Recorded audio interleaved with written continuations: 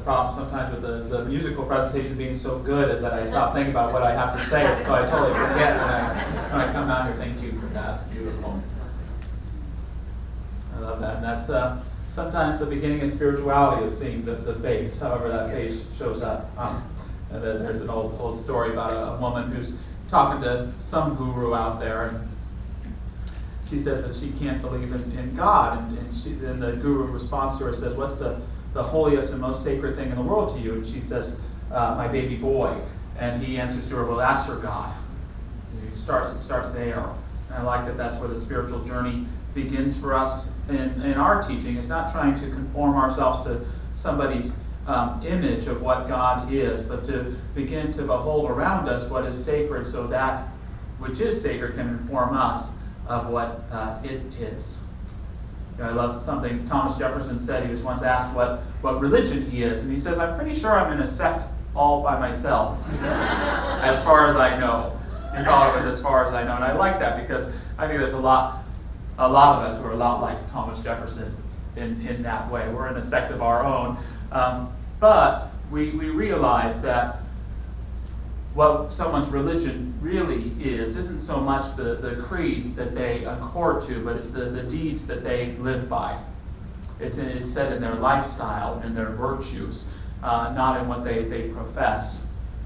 And for me, living the spiritual life, and I want to discuss that today, is really about learning to give ourselves to three ideals, and the three ideals that I'm going to speak to today are truth, love, and freedom. And most importantly today, freedom, when we honor those who gave their lives for that freedom in our country and around our world too. Gandhi said of truth that truth is my religion. I've always liked that. He said, for many years in my life, I used to say that God is truth, but now I say that truth is God. And I always like that too. It's a subtle difference, but the idea that he points to that I think is so important is that we can sometimes get caught up in our definitions of what God is, so caught up in definitions of what life is and who we are, that sometimes it's a deeper truth that calls us to be willing to surrender some of those ideas so that we can evolve in our own understanding. In our teaching here, we don't profess to know the truth. What we say is we don't always know what the truth is, but we believe that it is. That sometimes it's such a powerful thing, we can't always put it into words. We can just behold it, or sometimes we intuit it. Gandhi would say there is an undefinable, mysterious power that pervades everything. I feel it, though I do not see it. It is this unseen power which makes itself felt and yet defies all proof, because it is so unlike all that I perceive through my senses. I remember when I was about 21 years old coming upon a statement from the Catholic mystic Meister Eckhart, and he says, "What is truth? Truth is something so noble that if God were to turn aside from it, I could keep the truth and let God go." I often say there's no wonder he got tried for heresy after saying that statement.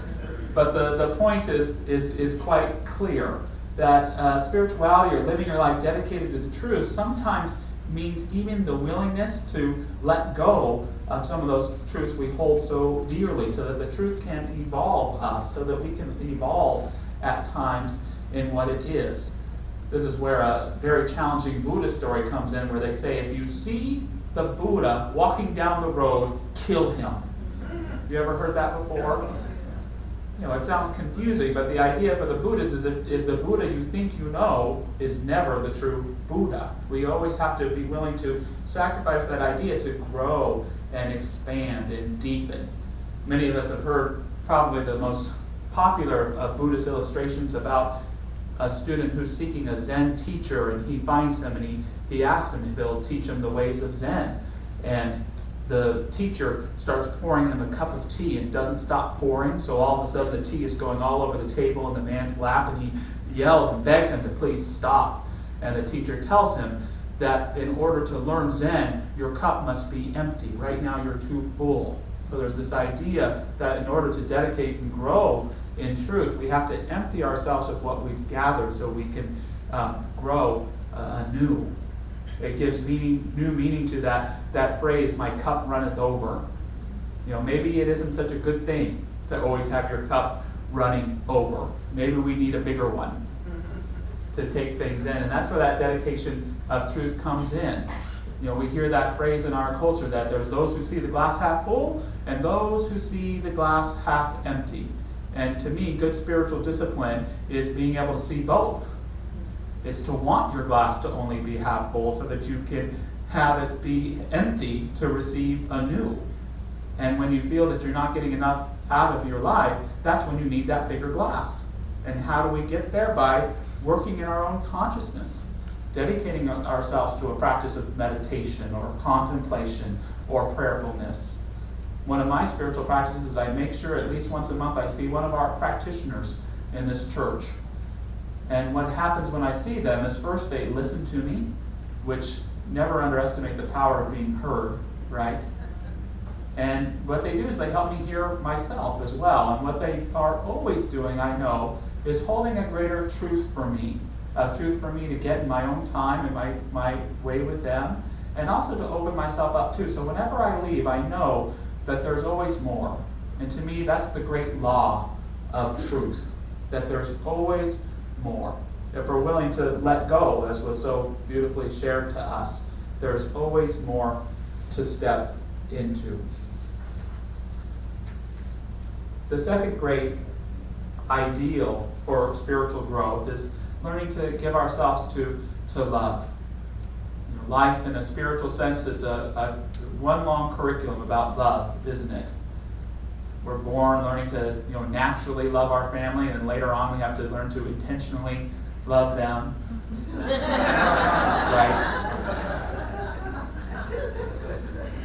We go through breakups or divorce.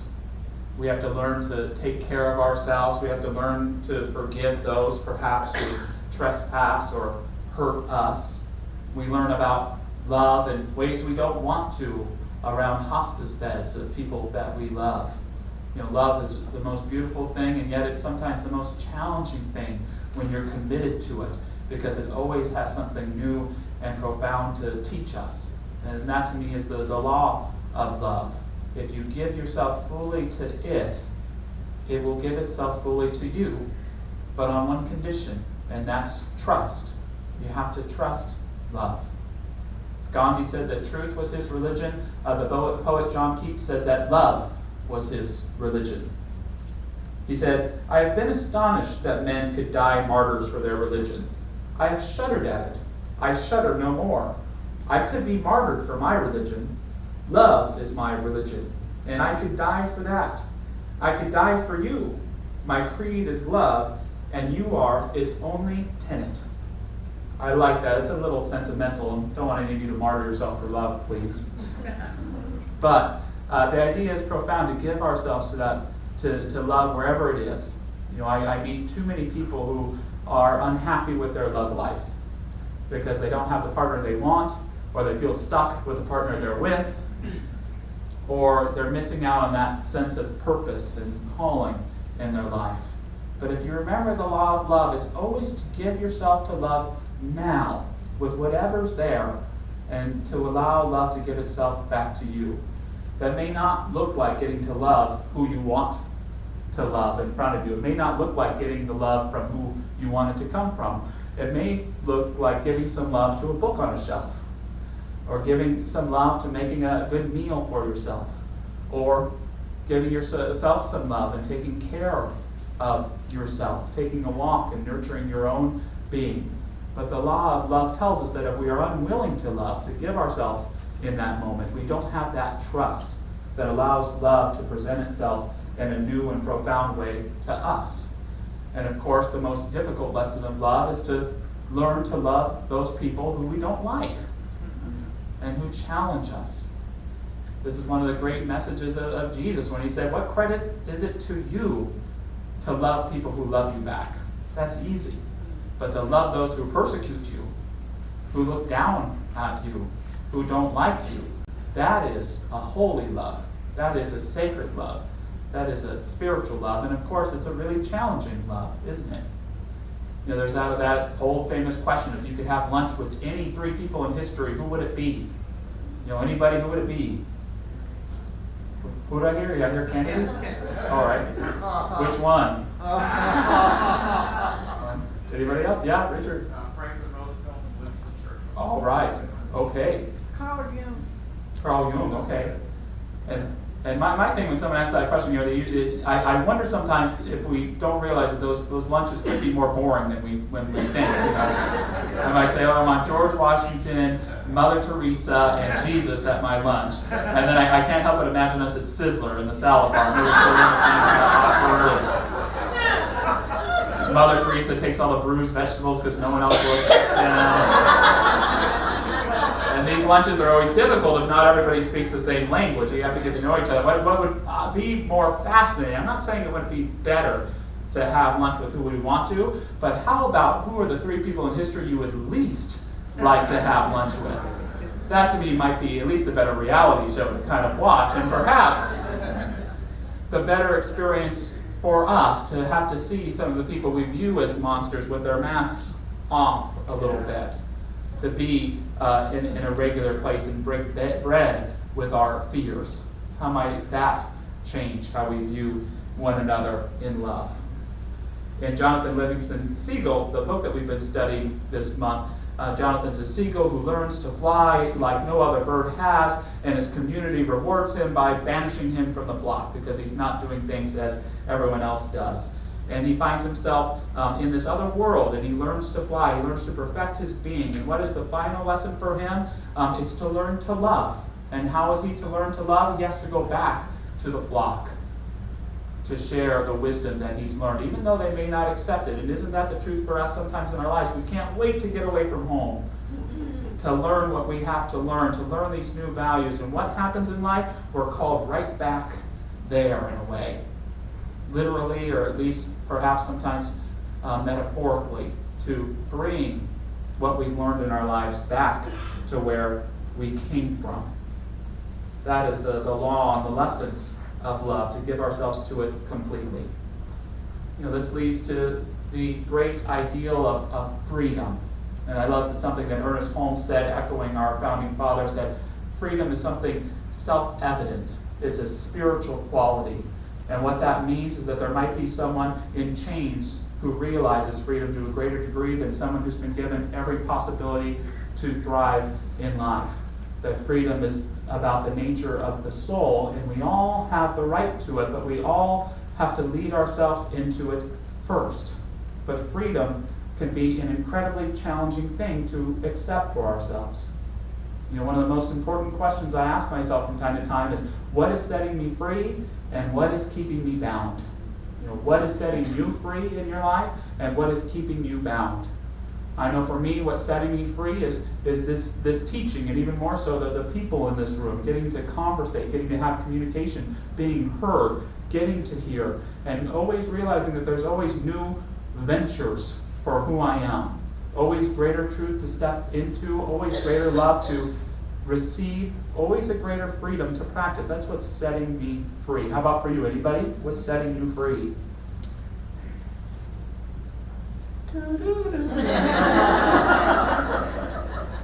Bam. Being willing to change my mind. Being willing to change my mind. I always reserve the right to change my mind. Charles Fillmore said that. Anybody else? Linda? Forgiveness. Oh, yes, that does set us free. One more, I saw. Peggy. I'm really learning that love is about setting the other free. Love is about setting the other free, and we'll get back to that point. Awesome. What is keeping you bound? For me, it's falling into worn-out versions of who I think I am. It's giving in to being moody on a day when I don't have time for that anymore. It's giving in to a negative view that I thought someone used to have about me or someone might have about me. It's living down to who I am. It's living in denial of the sacred in my life. And I'm a minister, and it happens way too often. Because again, religion isn't a creed, it's a moment-by-moment choice. Your spirituality is a moment-by-moment choice. Your freedom is a moment-by-moment choice. Anybody else willing to share what's keeping them bound? Oh, the hands all raised up. Don. The monkeys in the brain. The monkeys in the brain. I was like, what does Mickey Dolenz have to do with what we're talking about? It is that shaving razor's cold and it stings. Thank you. Dwayne. Resistance to surrender. Resistance to surrender. Good. Anybody else? Lynn? My pride, not wanting to look bad. Pride, not wanting to look bad. Oh, I relate to that. Forgiveness? No. What is it, Linda? Yes. Fear. Yeah. So there's all these things that can keep us bound in our lives, and it's always good to be aware of what can set us free. I think the biggest mistake sometimes we make about freedom is we think it's just about ourselves, but it's not. And it leads me to what the law of freedom is in my mind, and it's the recognition that when we pursue what is highest and best for us, it is the highest and best for everyone around us. When we pursue what is highest and best for us, it can be for the highest and best of those around us. It's one of the biggest spiritual riddles for so many of us, because the happiness might be right there, but we sometimes don't claim it for ourselves because it might lead to being resented by those around us. Sometimes we don't want to step into a greater accomplishment because we feel that we need to stay in the way things were around us. It might upset the flock. One of my favorite quotes from Ernest Holmes is, "You rob no person when you discover your own good. You limit no person when you express a greater degree of livingness. You harm no one by being happy." Do you hear that one? You harm no one by being happy. You steal from no one by being prosperous. You hinder no person's evolution when you consciously enter into the kingdom of your good and possess it today. Don't get me wrong, freedom doesn't mean doing everything that you want. Freedom doesn't mean anarchy. It doesn't mean go and have an affair on your wife and have a few more drinks and don't go to work tomorrow. That's not what freedom means. Freedom is the clarity of giving yourself to that quality of life that is greater than even your self-understanding. Our veterans in this room, I'm sure, understand this better than the rest of us, what it means to give yourself to a cause greater than yourself. To do the affairs and to do the negative things, that's not freedom. That's trying to escape from what you think binds you. Freedom is about living strongly and firmly in the authenticity of your own being and living in alignment with the heart of who you know you are, but furthermore, the heart of everyone around you. It's ensuring that good for yourself and being willing to sacrifice yourself even if others can't see or embrace it around you. Something else that Ernest Holmes said that I find quite inspiring that we'll close with today. Holmes says, "We never have to surrender anything that really belongs to life. We surrender only that which is opposed to it." Shouldn't that be a powerful point, getting back to the point we opened with of letting go? We never have to let go of what is valuable, of what is meaningful, of what is sacred. All that life ever calls us to let go of in order to step into greater freedom, of that which is serving us no longer. A diminished point of view, a judgment, a limited definition of what we feel, a greater idea of God. When we give ourselves to that wholly within ourselves, when we trust in that truth, in that love, and within that freedom, again, it gives itself back to us in so many precious ways. So let us consider what we need to surrender and let go of so that we can move forward in truth, in love, and in freedom. So thanks for your time, everybody. I really appreciate it.